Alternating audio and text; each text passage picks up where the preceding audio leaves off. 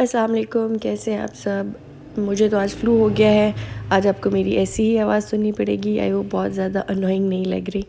अच्छा जी, तो ये एक 3 टियर केक मैंने बनाया था। मेरी एक बड़ी रेगुलर सी कस्टमर हैं, उनके पेरेंट्स की 25th एनिवर्सरी थी और इसके लिए वो बड़े टाइम से प्लान कर रही थी। 2-3 महीने पहले उन्होंने मुझे कहा था कि हमने ये केक बनवाना है अपने पेरेंट्स की सिल्वर जुबली के लिए। तो बहुत सारे केक्स के डिज़ाइंस वो देख रही थी, मुझे भी उन्होंने कहा आप कुछ शेयर करें और फिर फाइनली एक केक डिज़ाइन जो था वो हमने फाइनलाइज़ कर लिया। अब क्योंकि सिल्वर जुबली थी उनके पेरेंट्स की, तो वो ज़्यादा सिल्वर कलर ही इसमें ऐड करवाना चाह रही थी, वाइट सिल्वर और कुछ थोड़ा बहुत टच गोल्डन का। केक्स हमारे दोनों वाइट ही थे। मिडिल टियर वैसे ही हमने एक्रेलिक से बनाना था और इसके ऊपर जो भी डेकोर था, हमारे फ्लावर्स वगैरह थे, वो हमने सिल्वर या फिर ग्रे में रखे हुए थे।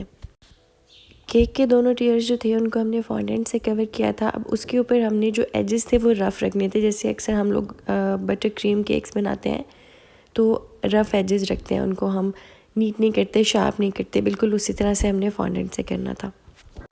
अब जो सिल्वर रोज़ेस बनाने थे वो मैंने सोचा कि मैं फॉन्डेंट से बनाती हूँ, बाकी कुछ जो 1-2 वाइट लगाने थे वो तो मैं आर्टिफिशियल यूज़ कर रही थी।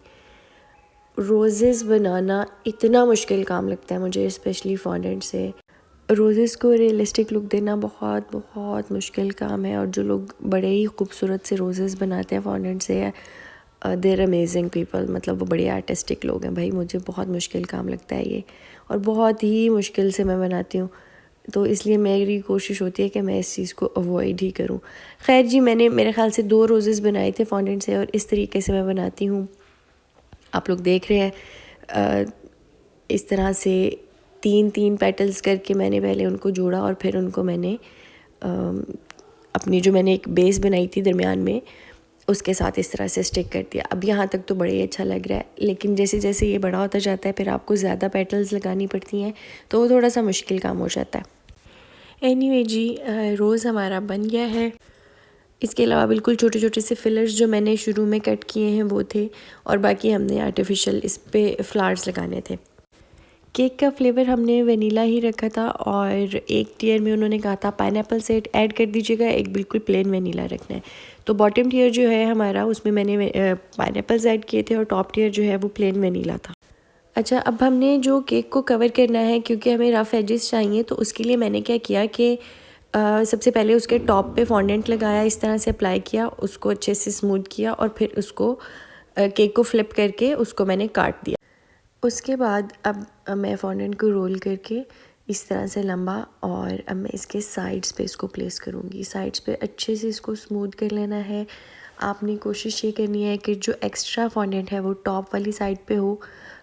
इस तरह के अगर आपने रफ़ एजेस बनाने हैं तो अगर आपको बिल्कुल इसे स्मूथ करना है तो फिर it will be different strategy. फिर आप इसके नीचे वाली साइड पे इसको करेंगे और ऊपर वाली साइड को आपने पहले ही कट करके स्मूथ कर लेना है। इंशाल्लाह किसी दूसरे केक पे जब मैं इस मेथड से फॉन्डेंट अप्लाई करूँगी, जिसको मुझे बिल्कुल शार्प एजेस चाहिए, तो फिर मैं आपको दिखाऊंगी वो किस तरह से होता है। इस तरह से बताने में शायद समझ ना आए। अच्छा, फिर ऊपर जो कुछ एक्स्ट्रा था उसको मैंने सीज़र से कट कर लिया। आप ज़रूरी नहीं है इससे कट करें, हाथ से भी आप इसे उतार सकते हैं। अब सिंस हमें तो रफ़ एजेस चाहिए, तो बस फिर जितना सा मुझे चाहिए था उतना कट करने के बाद मैंने इस तरह हाथ से उसको तोड़ लिया फॉन्डेंट को, और हमारा जो एज था वो बिल्कुल वैसा बन गया जैसा हमें चाहिए था।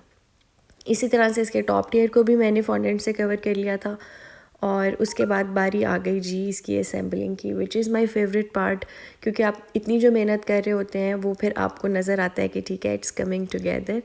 और इसके जो एजेस थे उसके ऊपर मैंने थोड़ा गोल्डन कलर कर दिया था। एक तो ये हमने इसमें गोल्डन एक पॉप ऐड किया था और एक इसके फ्रंट पे हमने एडिबल गोल्डन फॉयल जो होता है वो ऐड किया था। अच्छा जी, अब इसके बाद हमने अपना ये जो मिडल टियर है एक्रेलिक में बना हुआ, इसको ऐड करना है। अच्छा, मैंने ऐड किया लेकिन वो थोड़ा सा ऑफ सेंटर था, फिर मैंने उसे निकाला। अब इसके नीचे नॉर्मली इस तरह से स्टिक्स लगी हुई नहीं होती, मैंने ख़ुद अप्लाई करवाई थी ताकि केक जो है वो स्टेबल रहे। क्योंकि एक कस्टमर ने मुझे कहा था आप असेंबल करके भिजवाइएगा, लेकिन फिर भी मैंने टॉप टियर जो था उसे अलहदा बॉक्स में भिजवाया था, जिस तरह से आपको भी नज़र आ रहा है इतना मैंने अलहदा भिजवाया था। जो टॉप टियर है वो इसके लिड के ऊपर ही मैंने केक रखा हुआ था, जो बॉक्स का लिड है ना, एक्रेलिक बॉक्स का लिड। तो मैंने वो फिर उन्हें समझा दिया था कि आपने सिर्फ उठा के ऊपर प्लेस करना है, कुछ भी स्पेशल नहीं करना। ये मैं अगर इस तरह से भिजवाती हूँ तो बहुत रिस्की हो जाएगा, राइडर के लिए भी इसको संभालना मुश्किल होगा, तो आप इसको इस तरह से प्लेस कर लीजिएगा। तो उन्होंने कहा कि ठीक है। उसके बाद जो हमने फ्लावर्स वगैरह बनाए हुए आर्टिफिशियल भी मैंने प्लेस कर दिए, और जो छोटे छोटे से फिलर्स मैंने बनाए थे वो सारे इसके ऊपर प्लेस कर दिए, और इसको कंप्लीट करके मैंने भिजवा दिया। इसका फ़ाइनल लुक, जो कस्टमर ने मुझे पिक्चर्स भेजी थी वो ज़्यादा अच्छी थी, क्योंकि लाइटिंग वगैरह ज़्यादा अच्छी थी। तब मैंने तो ये शाम में बनाया था, तो शाम में मुझसे पिक्चर ठीक नहीं बनाई जाती, क्योंकि लाइटिंग जो है वो इंडोर होती है, तो तब पिक्चर मुझसे तो कम से कम अच्छी नहीं बनती। मुझसे डे लाइट में ही पिक्चर ज़्यादा अच्छी बनती है। तो इसके मैंने पिक्चर शेयर की हैं एंड पे, वो भी जो कस्टमर ने मेरे साथ शेयर की थी, और शायद एक आध वो भी ऐड की हो जो मैंने ख़ुद बनाई थी। अच्छा जी, आप मुझे बताइएगा आपको ये केक कैसा लगा, और कोई क्वेश्चन है, कोई चीज़ अगर आपको समझ में नहीं आ रही है तो you can ask me in the comment section. मैं कोशिश करूँगी कि आपको कमेंट में ही रिप्लाई कर दूँ, अगर नहीं तो मैं आपको नेक्स्ट वीडियो में उसका ज़रूर आंसर दे दूँगी। मैंने कोशिश की है कि मैं अच्छे से एक्सप्लेन करूँ सारा प्रोसेस। अगर कुछ रह गया है या आपको समझ में नहीं आया है तो you can ask me in the comment section.